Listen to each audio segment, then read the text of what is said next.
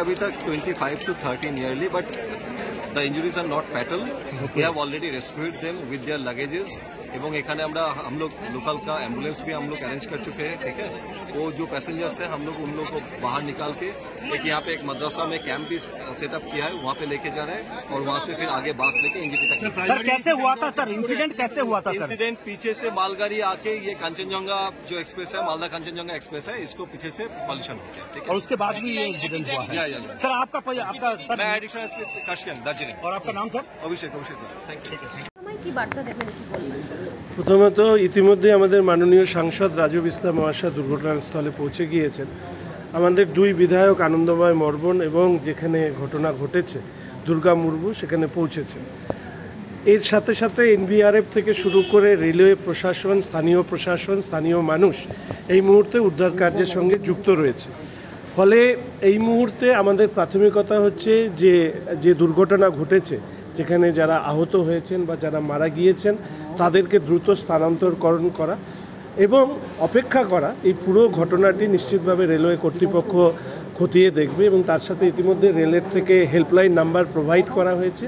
আমরা চাইব যে এই সময় সাধারণভাবে কর্তৃপক্ষকে সহযোগিতা করা, বিশেষ করে যারা আহত হয়েছেন তাদেরকে দ্রুত স্থানান্তর করানোর জন্য। প্রথমত ইতিমধ্যে আমাদের মাননীয় সাংসদ রাজু বিস্তা মহাশয় দুর্ঘটনাস্থলে পৌঁছে গিয়েছেন। আমাদের দুই বিধায়ক আনন্দময় মর্বন এবং যেখানে ঘটনা ঘটেছে দুর্গা মুর্মু সেখানে পৌঁছেছে। এর সাথে সাথে এনডিআরএফ থেকে শুরু করে রেলওয়ে প্রশাসন, স্থানীয় মানুষ এই মুহূর্তে উদ্ধার কার্যের সঙ্গে যুক্ত রয়েছে। ফলে এই মুহূর্তে আমাদের প্রাথমিকতা হচ্ছে যে দুর্ঘটনা ঘটেছে, যেখানে যারা আহত হয়েছেন বা যারা মারা গিয়েছেন তাদেরকে দ্রুত স্থানান্তরকরণ করা এবং অপেক্ষা করা। এই পুরো ঘটনাটি নিশ্চিতভাবে রেলওয়ে কর্তৃপক্ষ খতিয়ে দেখবে এবং তার সাথে ইতিমধ্যে রেলের থেকে হেল্পলাইন নাম্বার প্রোভাইড করা হয়েছে।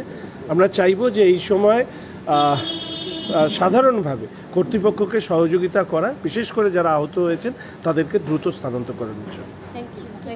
এর পেছনে অন্য কোনো কারণ আছে কিনা সে বিষয়ে তদন্ত হবে। আপনারা এই বিষয়ে নিশ্চিন্ত থাকতে পারেন। ইতিমধ্যে একটা অংশ তারা অশ্বিনী বৈষ্ণবের পদত্যাগ দাবি করেছেন। তৃণমূল কংগ্রেসের তরফ থেকে বলা হচ্ছে বারবার করে রেলের এই দুর্ঘটনা এবং অশ্বিনী বৈষ্ণব তিনি রেলমন্ত্রী, তাকে দায়িত্ব নিতে হবে। দেখুন, এত ভালো রেলমন্ত্রী আগে কোনো হয়েছে কিনা আমার জানা নেই এবং শিক্ষাগত যোগ্যতা দিক থেকে বা যা একজন রেলমন্ত্রী জানলে পরে রেলের কাজ ভালো হতে পারে তার সমস্ত যোগ্যতা ওনার আছে। তৃণমূলরা মনে হয় হিংসায় এরকম করে। কিন্তু এটা কি দুর্ঘটনার সময়, এত বড় দুর্ঘটনা যখন ঘটেছে এই সময় তো এগুলো রাজনীতি করার সময় নয়। প্রথম কথা হচ্ছে তৃণমূল কংগ্রেসের কাছ থেকে তো রাজনীতি ছাড়া অন্য কিছু আপনি এক্সপেক্ট করতে পারেন না, কারণ দলটাই রাজনীতি আর ভোট দিয়ে চলে আর তোলাবাজি দিয়ে চলে। স্বাভাবিকভাবে তারা এই সময় রাজনীতি করে। অবশ্যই তারা সবাই হাত লাগাচ্ছে। প্রাথমিকভাবে বলা যায় না, তদন্ত ছাড়া কিছু বলবো না আমি।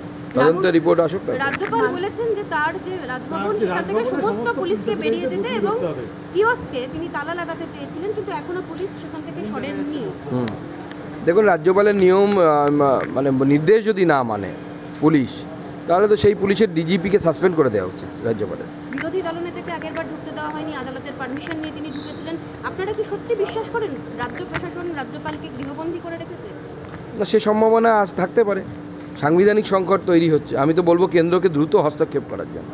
রাজ্যপাল বলেছেন যে ভোট পরবর্তী অশান্তিতে ঘর ছাড়া আক্রান্তরা দেখা করবে, তারপরে মুখ্যমন্ত্রী পুলিশ মন্ত্রীর সাথে দেখা করতে পারবে। তার আগে পুলিশ মন্ত্রী মুখ্যমন্ত্রীর সাথে দেখা করা যাবে।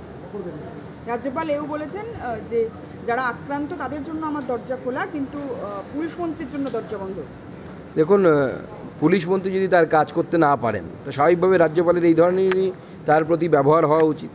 এবং আমি এটা বুঝতে পারছি না যারা আক্রান্ত তারা কেন রাজ্যপালের সাথে দেখা করতে পারবেন না। পুলিশ মন্ত্রী তো অবশ্যই দেখা করতে পারেন, অর্থাৎ যিনি মাননীয় মুখ্যমন্ত্রী আমাদের। কিন্তু একজন আক্রান্ত ব্যক্তি বা কোনো মহিলা যার পরিবার এইভাবে গৃহহীন হয়ে বা গৃহ ছাড়া হয়ে পড়ে আছে কলকাতায়, তারা কেন দেখা করতে পারবে না রাজ্যপালের সাথে? এই প্রশ্নটা সবার আগে। তাহলে পুলিশের পক্ষ থেকে কি ধামাচাপা দেওয়ার চেষ্টা করা হচ্ছে যে হিংসার ঘটনা ঘটেছে? এবং আমি তো কালকে নিজে সরজমিনে খতিয়ে দেখতে গেছিলাম, সেখানে তো পরিষ্কার আমাদের কর্মীদেরকে হুমকি দেওয়া হচ্ছে যে কেন্দ্রীয় বাহিনী চলে যাক, তারপরে তোদের ব্যবস্থা হবে।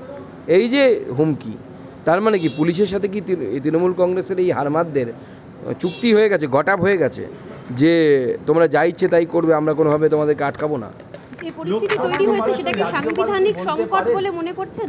যে পরিস্থিতি তৈরি হয়েছে, অবশ্যই রাজ্যপাল যদি পুলিশকে তার রাজ্য ভবন ছেড়ে বেরিয়ে যেতে বলে আর পুলিশ যদি না বেরোয়, প্লাস মুখ্যমন্ত্রী দেখা করতে চাইছেন, রাজ্যপাল বলছেন যে আমি আক্রান্তদের সাথে দেখা করতে চাই এবং আক্রান্তদেরকে পুলিশ ঢুকতে দিচ্ছে না, তো এই সব মিলিয়ে তো একটা বড়সড় সাংবিধানিক সংকট পরিণত হয়েছে বলে আমার মনে হচ্ছে।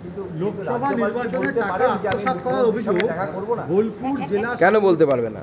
রাজ্যপাল কার সাথে দেখা করবেন না, উনি দেখা করবেন না বলেননি এরকম তো নয়। উনি বলেছেন যে আমি আক্রান্তদের সাথে দেখা করব, তারপরে মুখ্যমন্ত্রীর সাথে দেখা করব।